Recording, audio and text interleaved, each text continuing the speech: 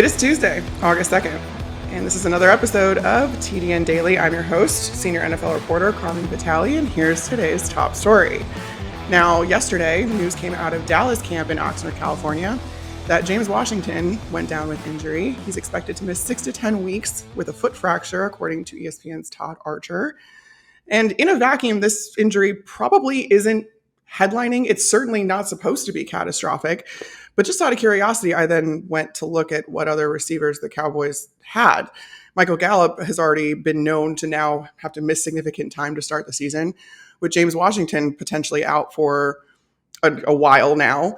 Who else do they have? And it turns out they don't really have anybody. They got CeeDee Lamb, and he has been touted as being ready for this number one role.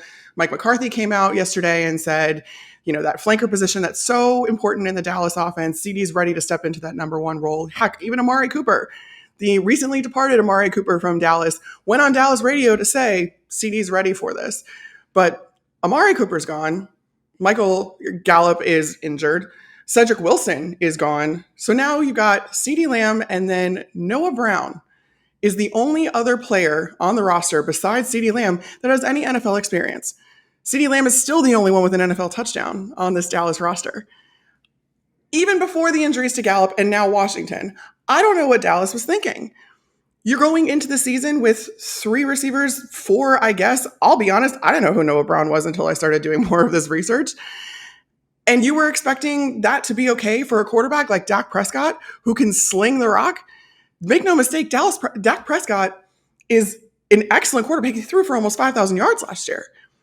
And to not give him any sort of weapons, now, yes, I know they have Dalton Schultz, the tight end, who listen, he's a great tight end. I'm not denying that. He could turn into an elite tight end. He's tied for the team lead in touchdowns last year with 8 receiving touchdowns with 8 last year. But he's not yet Travis Kelce. He's not that guy yet.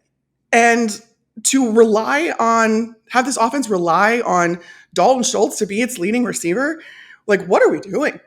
This is supposed to be a high-powered offense, and granted, Dallas has a great backfield. You've got Ezekiel Elliott and Tony Pollard, both of which can catch passes. Tony Pollard seems to be a legitimate receiving threat, but Tony Pollard isn't Deebo Samuel. He is not a receiver that happens to also play running back. He is a running back who can catch the ball. At this point, Dallas is in dire straits, and so I'm here maybe to commiserate with you, but also Dallas fans, but I'm also kind of wondering what the heck your front office was thinking even before these injuries happened. So now an injury to James Washington, which again should not make headlines, is absolutely catastrophic for a team that is supposed to be in contention this year and is supposed to be a high-powered offense. I don't understand how you go into the season in today's NFL with 3, maybe 4 receivers at this point. You got undrafted free agents now taking reps with the ones in training camp. And to have 2 of those receivers miss the first part of the season when you have a gauntlet of teams too. So Dallas opens up the season with the Tampa Bay Buccaneers, who, by the way, probably have the best receiving core in the league. And I know that might be just a little bit of bias for me, but also not because they're stockpiling receivers at this point. They have too many. They don't even know what to do with all of them. And then right after that, you've got to go play the Bengals.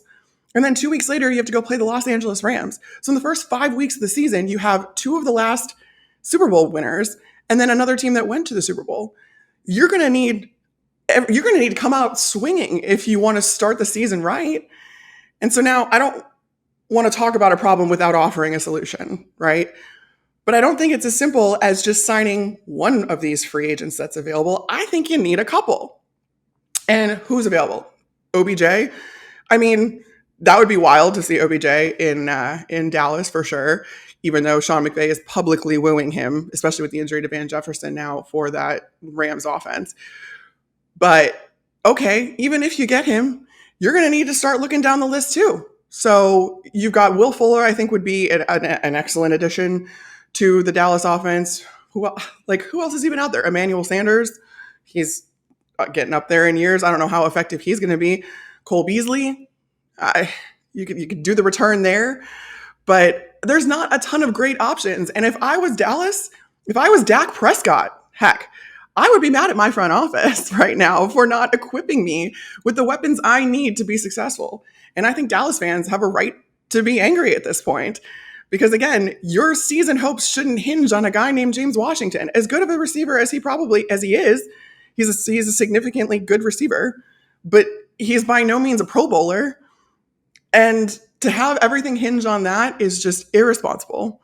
So I don't know what Dallas does from here on out. They're going to have to do something. They're going to have to get on the phones, but it's definitely going to be interesting to find out. And from the outside looking in, Dallas is in dire straits. Let's put it that way.